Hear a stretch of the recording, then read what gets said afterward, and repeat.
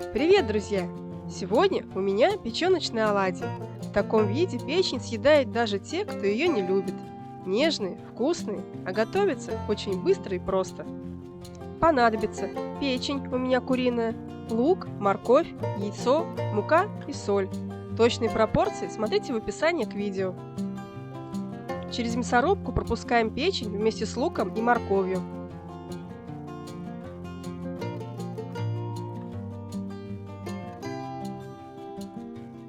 Добавляем яйцо и размешиваем.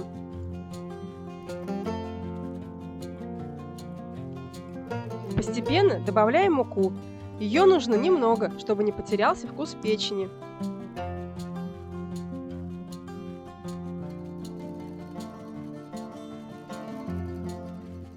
Солим по вкусу.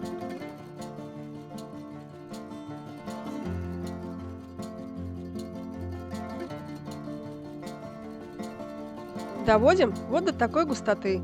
Оставляем на 10 минут, чтобы мука отдала свою клейкость.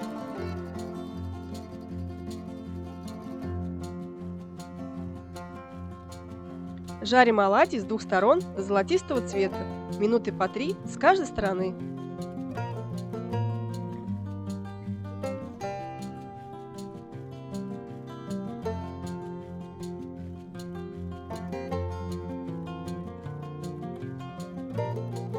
Выкладываем оладьи на бумажное полотенце, чтобы убрать лишнее масло.